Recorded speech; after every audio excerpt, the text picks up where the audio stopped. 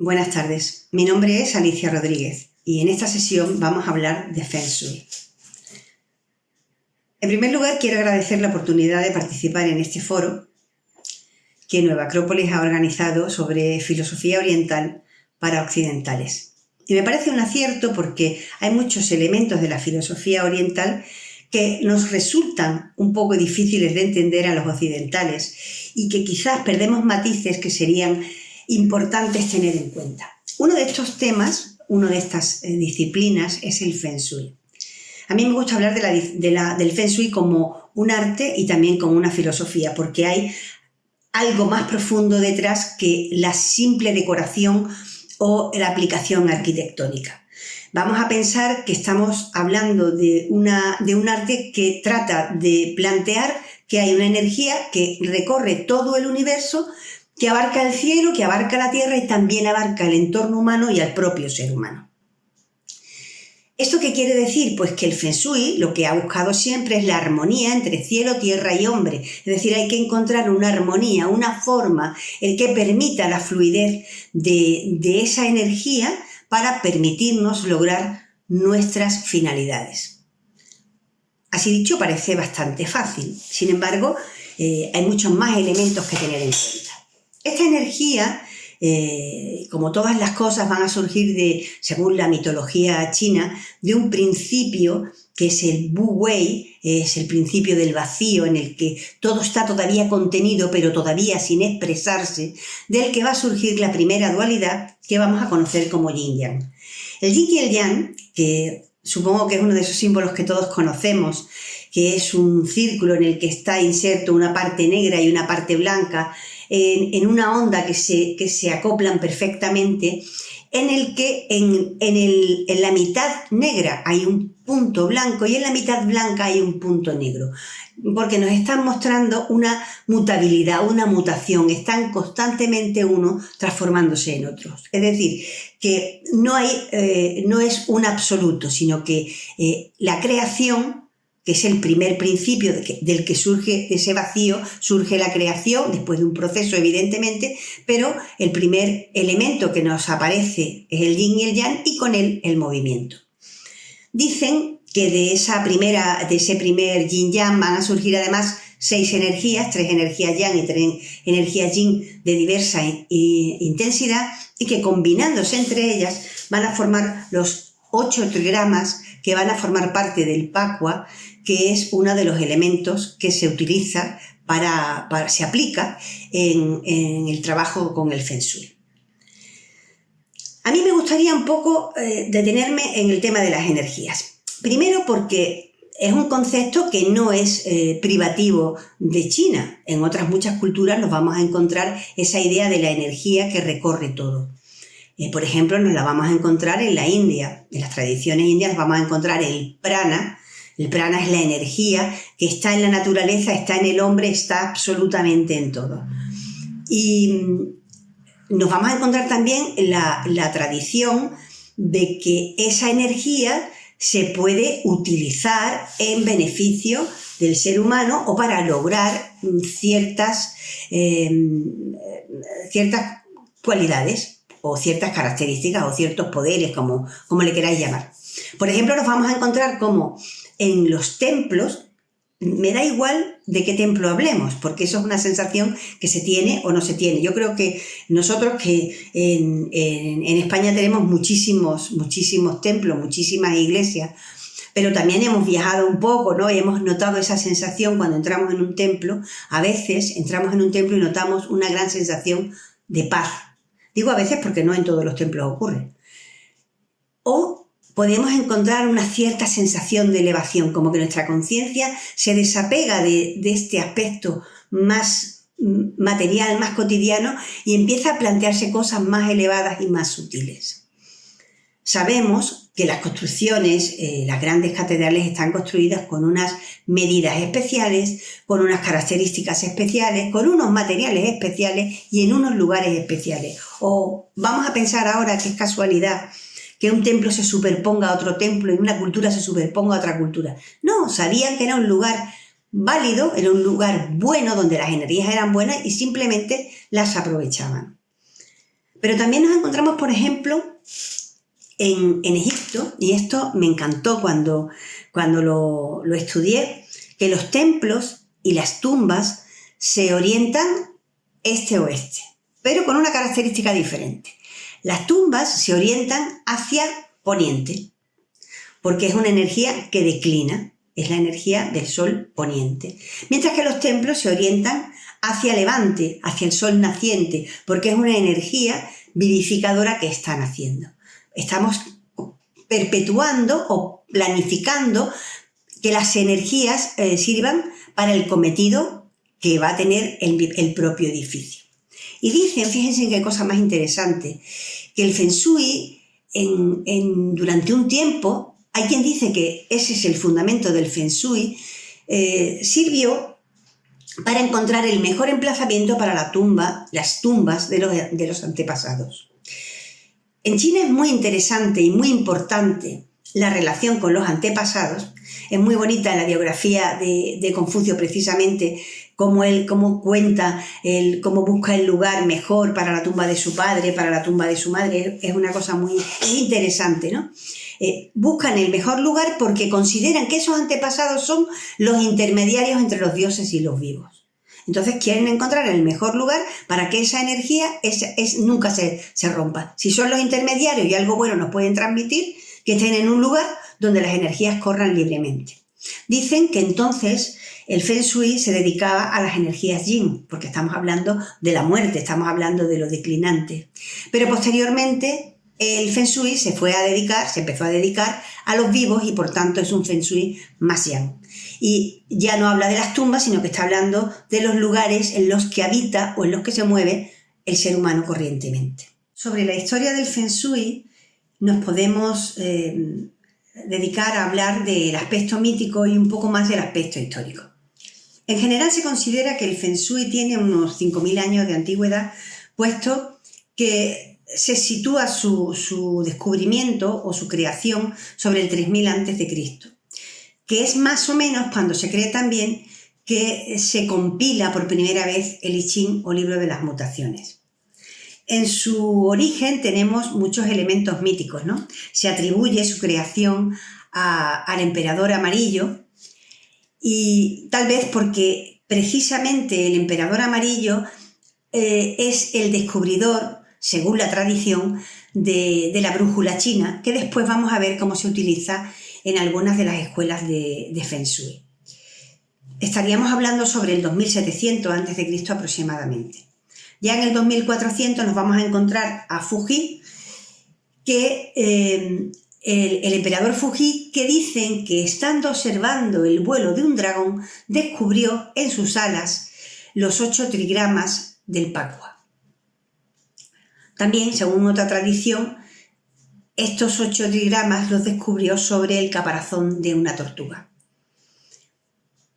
Ahí nos vamos a ir viendo con los distintos compiladores del I Ching o de los libros antiguos, teniendo en cuenta que el Feng Shui va a utilizar la astrología china antigua, va a utilizar la filosofía taoísta, va a utilizar la sabiduría popular como es natural, va a trabajar con la geografía, va a trabajar con el I Ching. Entonces vamos a ir viendo distintos momentos y vamos a llegar hasta el 260 a.C., más o menos, en el que nos vamos a encontrar en plena dinastía Han con Zhang Liang como un practicante de Feng Shui.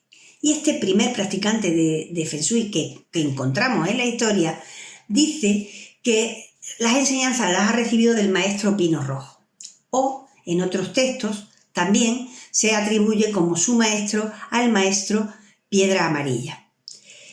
Aún así, aunque estamos más cercanos en el tiempo, seguimos viendo cómo hay muchos elementos de ese Feng Shui que siguen siendo míticos. Lo que sí se sabe es que durante un tiempo el Feng Shui lo practicaban, lo detentaban ese conocimiento las clases poderosas. Y solo hasta el siglo VII, IX, aproximadamente entre el 7 y el 9 después de nuestra era, se populariza y ya lo trabajan todas las clases sociales y se hace más popular. Vistos estos elementos, podríamos seguir ahora, retomamos, ese yin-yang que aparece al principio de todas las cosas y que vamos a representar de una manera sencilla, con líneas, una línea seguida, que es el yang, y una línea del mismo tamaño pero cortada por la mitad, con dos líneas pequeñitas, que va a ser el yin. Yin y yang van a representar las dos polaridades, lo positivo por un lado, lo negativo por otro. Siempre positivo y negativo, repito, como polaridad y no como algo bueno o malo, porque yin y yang van a representar la noche y el día, lo blanco y el negro, el sol y la luna, el hombre y la mujer, arriba y abajo, delante y detrás. Son polaridades, son aspectos de un todo que se ha dividido momentáneamente en una dualidad y que, según vemos en la misma energía del yin-yang, van a ir transformándose unos en otros constantemente. Dicho esto, podríamos empezar a plantearnos qué surge con esas energías. También van a surgir los elementos, los movimientos. A través del movimiento van a surgir los 5 elementos chinos, que son fuego, tierra, metal, agua y madera. En realidad, estos 5 elementos contienen también los 4 elementos que tradicionalmente conocemos en Occidente, de tierra, agua, aire y fuego, pero con algunas variaciones, porque ese elemento tierra en China representa más bien el elemento nutrífero, la nutrición, la madre tierra, pero no la tierra como elemento, que es diferente. Entonces se pueden organizar estos elementos de dos maneras diferentes, lo cual nos va a poder permitir trabajar con esas energías yin y yang que ya hemos descubierto. Es decir, nosotros vamos a darnos cuenta de que hay unas energías poderosas, positivas, dadoras, y unas energías menos poderosas, más receptivas, más sutiles, pero que también tienen la fuerza de la sutilidad. Y depende de cómo trabajemos con ellas, vamos a darnos cuenta de que esas energías están en la naturaleza. Vamos a hacer una primera clasificación. Vamos a colocar los 4 elementos teniendo en la dirección de las estaciones, o en los 4 puntos cardinales, si queréis: norte, sur, este y oeste. Y en el centro vamos a colocar la tierra. En el norte vamos a darnos cuenta de que lo que está es el elemento agua, el color negro, la vejez, la muerte si queréis, y es yin. Ahí está el yin por excelencia. Y además es importante porque los colores oscuros van a ser también yin. Eso nos interesa. En cambio, en el sur nos vamos a encontrar con el fuego, con la juventud, con el verano, con yang, y los colores rojos, amarillos, naranjas van a ser representativos de ese yang del sur. Tenemos enfrentados entonces yang sur, o yang sur si queréis, por decirlo habitualmente, yin arriba y yang abajo, representando el verano y el invierno. En el otoño, que sería la estación que proviene del verano y se encamina hacia el invierno, se va a llamar el yin que procede del yang. Es decir, va hacia yin, que es invierno, pero procede de yang, que es verano. Entonces, ni yin ni yang está en medio, pero no deja de ser un poco más yin que yang porque es declinante. Sabéis que el otoño las energías van a ir declinando. Ahí los colores que vamos a tener son colores más bien de tipo pastel, colores suaves, y podríamos decir que el otoño es metal. El metal corresponde a la tierra, a nuestra tierra como elemento, mientras que la primavera va a ser yang, que proviene del yin. Es interesante porque la primavera proviene del invierno, que es yin, pero se dirige hacia el verano, que es yang. Entonces, aunque primavera y verano, que son los equinoccios, están más o menos situados, pero no tienen la misma cualidad energética esas dos estaciones. Entonces, la primavera corresponde al nacimiento, El otoño corresponde a la madurez. La primavera es verde y su elemento es el elemento madera, que para nosotros sería aire, para que nos hagamos idea.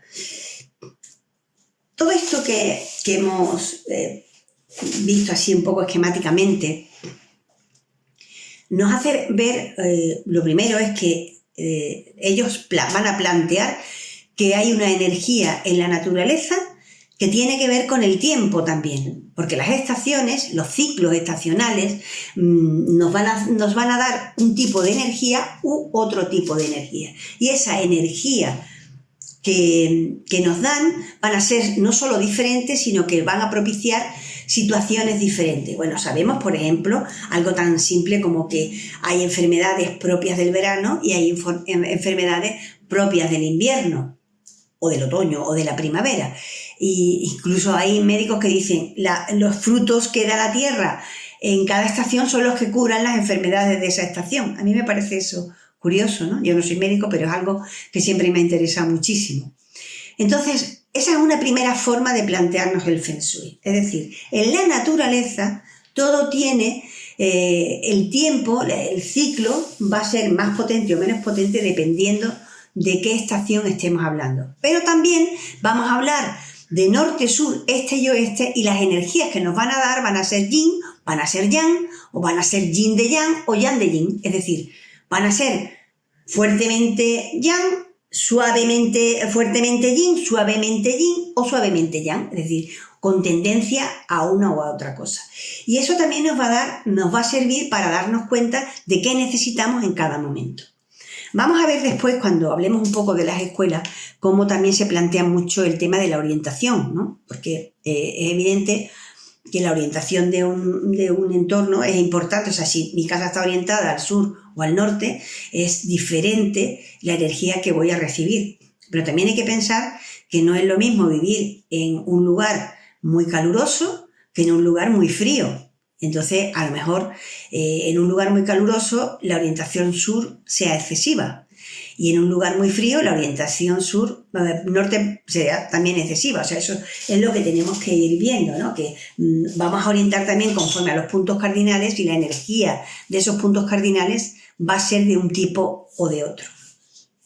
Si seguimos con los 5 elementos, hay otra visión que también me parece interesante. Podemos poner los 5 puntos cardinales como en una especie de rueda y vamos a ver cómo, según la tradición, unos elementos van como a alimentar al siguiente. En el orden que más o menos lo he dicho antes, ¿no? Fuego alimenta tierra, tierra alimenta metal, metal alimenta agua, agua alimenta madera. Así sería como unos van correlativos con otros. Se pinta en un círculo y uno va como generando el siguiente.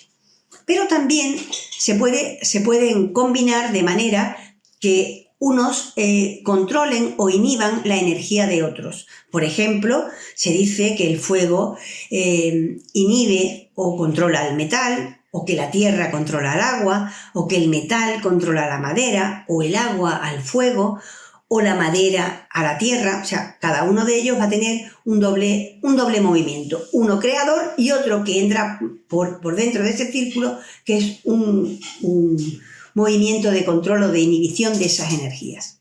Esto también nos va a servir para comprobar algo tan sencillo como que un exceso de energía podría ser controlado por la energía que nos interese, ¿no? Por ejemplo, a nosotros nos puede interesar, si una energía es ya muy potente, pues nos podría interesar taparla con algo de yin. Imagínense una habitación excesivamente soleada y que queremos echar algo tan español como una pequeña siesta.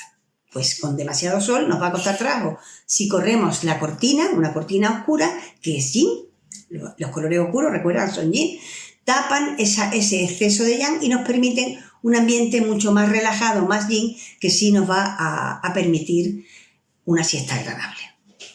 Esto lo seguiremos trabajando y lo podemos seguir trabajando en muchos aspectos, porque puede ocurrir igual. Puede haber una habitación con exceso de yin, todo demasiado oscuro, demasiado silencioso, con demasiadas pocas cosas, y a lo mejor es como como decadente, como que no hay vitalidad suficiente para estar en ese entorno, pues lo podríamos animar con algo de color, alguna planta, algún cuadro, un poco de luz, etcétera, etcétera. Y estas son las formas de combinar estas energías que a nosotros nos interesan.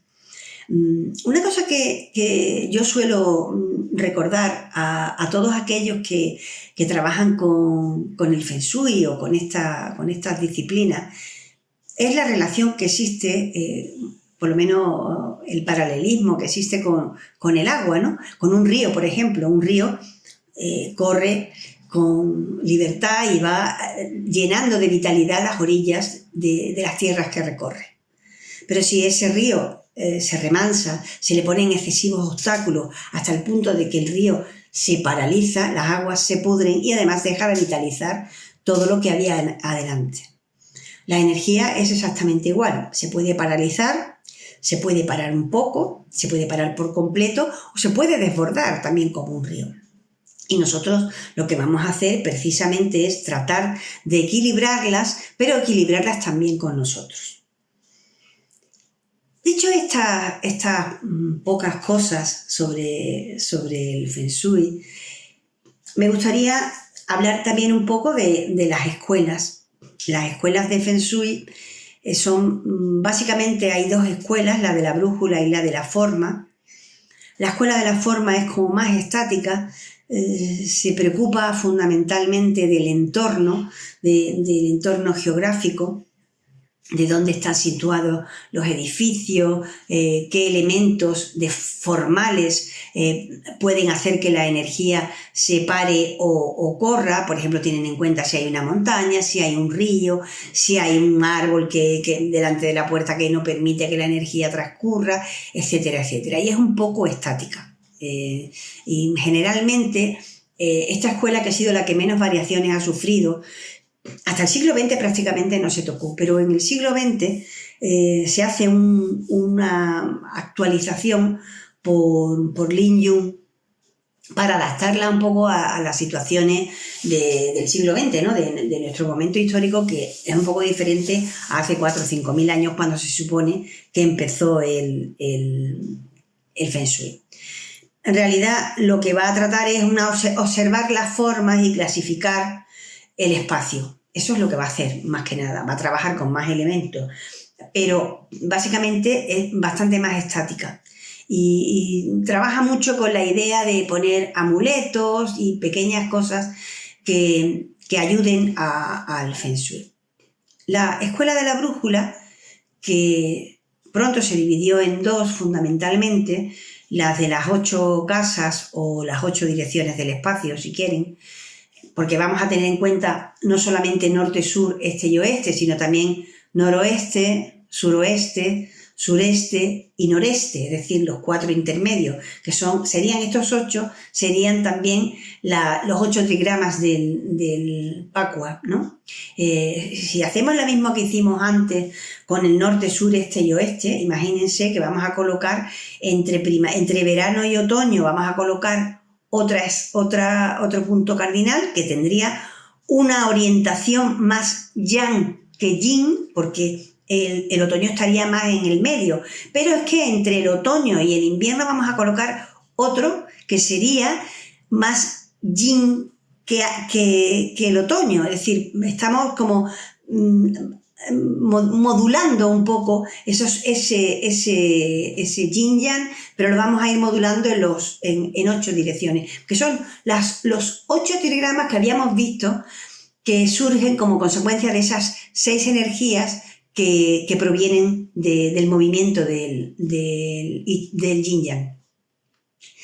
Entonces, estábamos hablando de las escuelas de las 8 casas y en realidad, en general, para las escuelas de la brújula lo más importante es más que el emplazamiento, es la orientación. Es decir, no es que no tengan en cuenta el emplazamiento, pero les importa mucho la orientación. Por eso estamos hablando de las 8 casas.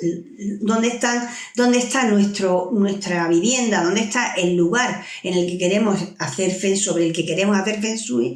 ¿Y cómo está orientado? ¿Hacia el norte, hacia el sur, hacia el noroeste, hacia el suroeste? Eso es lo que más les importa. Y tienen en cuenta, además de los puntos cardinales, esta escuela de la brújula, pero de las 8 casas, va a tener en cuenta la fecha de construcción o nacimiento de la casa. Y hacen una especie de estudio también numerológico para ir situando para irnos situando también dentro del espacio. Van a encontrar el ki y lo van a repartir en las diferentes estancias, ¿no? Hacemos como si fuera un cuadrado y vamos a encontrar, se traza, hay una serie de fórmulas para hacer como en las distintas estancias, trazar un cuadrado imaginario en el que contenga toda la estancia, haciendo que las diagonales, donde se corten las diagonales, ese sería el lugar ki o chi de la casa donde nos interesa, y a partir de ahí vamos, de la casa o de la estancia, y ahí vamos a organizar el espacio teniendo en cuenta la orientación de esa habitación. También tenemos la escuela de las estrellas voladoras, que además de la orientación va a tener en cuenta también las estrellas con la osa mayor, con la estrella polar. En realidad lo que van a intentar hacer es organizar los edificios a la orientación y a las personas. Eso es muy importante. Tienen en cuenta todas las cosas. Pero en esta escuela va a tener más en cuenta la fecha de nacimiento del habitante o de los habitantes de la casa más que el nacimiento de la casa. Y se va a hacer también un trabajo numerológico y lo vamos a ir adaptando.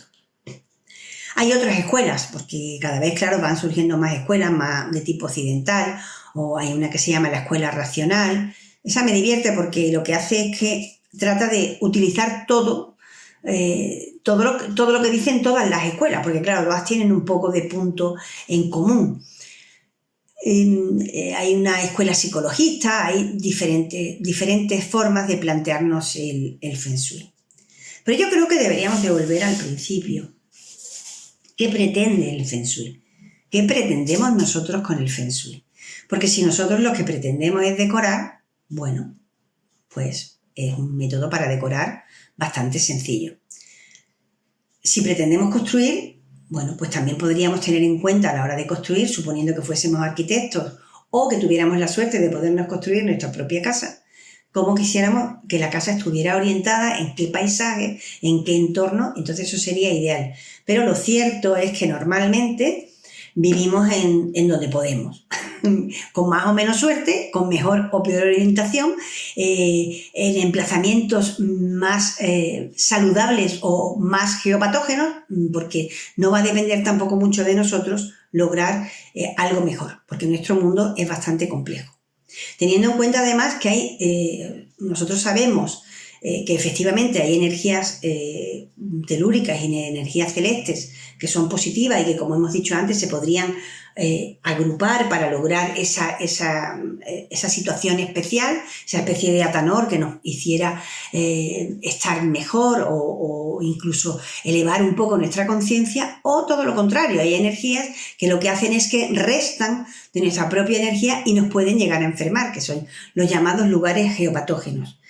Nosotros, nuestra civilización, nuestra cultura, por sus características, tenemos muchos elementos que son malos desde la perspectiva del Feng Shui de todas, como por ejemplo todo tipo de electricidad, de elementos electrónicos, las ondas, los microondas, etcétera, etcétera, porque están interactuando de una manera invisible y nosotros no siempre sabemos cómo influyen en nuestra salud, pero es evidente que influyen. Hay muchísimos estudios, yo creo que los conocen, sobre la influencia, por ejemplo, de las torres de telefonía sobre las personas que viven en los edificios que las que las sostienen, o los lugares donde hay postes de luz y se concentra una gran cantidad de luces.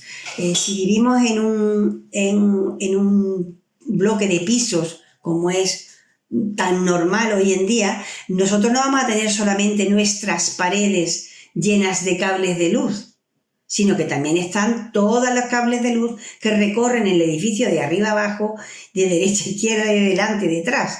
Además tenemos las ondas de los wifi de todos los vecinos habidos y por haber, porque cuando yo intento conectarme en internet no me sale solo mi red wifi, me salen otras muchas. No me podré conectar porque tienen contraseña, pero esa red sí está incidiendo sobre mí y sobre mi entorno.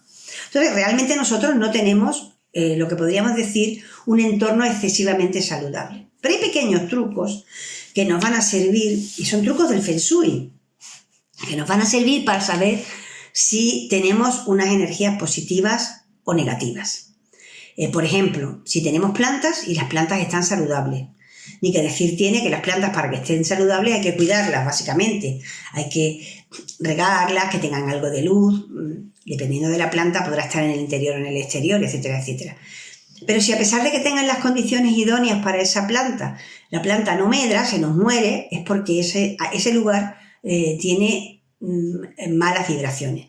Dicen que los lugares donde hay muchos insectos, por ejemplo, muchas hormigas, son lugares geopatógenos, son lugares malos para el ser humano. No porque las hormigas sean malas, sino porque esas energías son buenas para las hormigas, pero no son buenas para nosotros. Dicen también que donde un perro se acuesta o se acurruca es un lugar bueno para el ser humano, pero que donde lo hace un gato no es bueno para el ser humano. Salvando que si nos estamos refiriendo a nuestros propios animales domésticos, ellos se van a acurrucar con nosotros o en los lugares donde nosotros hemos estado, con lo cual no nos sirve como orientación. Estaríamos hablando de perros y de gatos que estuvieran en estado de libertad. Pero, ¿qué cosas, cómo podríamos contrarrestar esa necesidad de energía? Por ejemplo, como hemos comentado antes, tenemos una casa orientada al sur con aparentemente mucho llan, pero tenemos delante un bloque de pisos, de 15 pisos, anchísimo, que no nos deja pasar ni una gota de luz. Y nuestra casa es bastante oscura. O nuestra casa da un patio de luces y todas las ventanas son interiores. Da algo de luz, pero no da luz directa, no nos da el sol casi nunca, etcétera, etcétera. ¿Cómo podríamos compensar eso? Pues poniendo luz y dependiendo de la luz que pongamos será más sana o menos sana. Yo no recomiendo en ningún caso que utilicemos la luz fluorescente. La luz fluorescente y blanca, muchísimo menos, porque además se sabe que no permite ni siquiera concentrarse bien. Ilumina muy bien, pero no es la más sana que podamos utilizar. Podemos buscar lugares que sirvan para el descanso o para la reflexión, le vamos a dar unas energías más yin, vamos a poner colores claros, vamos a poner no demasiados adornos, todo bastante ordenado, la luz precisa y vamos a conseguir un ambiente muy relajado. O vamos a intentar en un lugar donde haya que estar actuando, trabajando, ideando cosas, pues ahí, en ese lugar de organización y de trabajo, vamos a poner colores fuertes, colores rojos, amarillos, naranjas y bastante luz para que nos permita, nos active. Siempre con una modulación en todo, porque un exceso siempre nos va a dar exceso de actividad, ¿no? Y luego me gustaría que recordáramos cómo hemos empezado hablando de este tema, del tema del Feng Shui. De lo que se trata es de que la energía que recorre el universo, que recorre el cielo, la tierra y el entorno humano y al propio hombre, se equilibren y se armonicen para lograr algo. Según todas las tradiciones de prácticamente todos los pueblos, la creación tiene una dirección. Todo tiene una dirección, todo tiene un porqué. Las cosas surgen y surgen para algo. Antes os he hablado de la India, que nos hablaba del prana. En la India se nos habla de unas leyes que sirven, es la ley podríamos decir, la ley de evolución, que hace que todas las cosas tomen un camino, ese sendero que justo en China se llama Tao, el sendero del Tao, el sendero o el Do, que nos vamos a aparecer en todas las artes marciales como el Karate Do, etcétera, etcétera. Estamos hablando siempre de un sendero, de una vía, que es la vía de la evolución humana. O sea, el hombre no está aquí para pasárselo bien, el hombre está aquí para aprender, para evolucionar y para lograr unas finalidades. Entonces, primero deberíamos de plantearnos cuáles son esas finalidades. Si nos damos cuenta que armonizándonos con la naturaleza, es decir, sintiéndonos parte de la naturaleza y no sus creadores, porque no lo somos, sino parte de esa naturaleza, si nos coordinamos, armonizamos, equilibramos con esa naturaleza y sabemos cuál es la dirección que vamos a tomar, también la naturaleza nos va a dar señales de por dónde debemos ir. Cuando las cosas van saliendo bien, es que vamos haciendo las cosas bien. Cuando las cosas no salen bien es probablemente porque en algún momento nos hayamos equivocado. Y deberíamos hablar ahora de la ley del karma, pero sería para otro tema que no es el de hoy. Así que yo creo que el mejor Feng Shui es hacer Feng Shui con uno mismo. Si yo quiero ser mejor, seré mejor.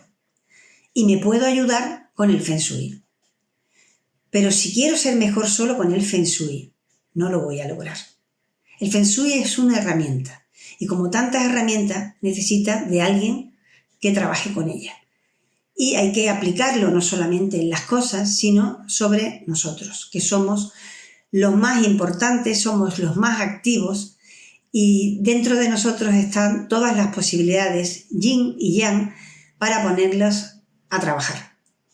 Espero que algo de lo que hemos hablado os haya podido serviros o haber despertado al menos una curiosidad y un deseo de conocer mucho más del Feng Shui.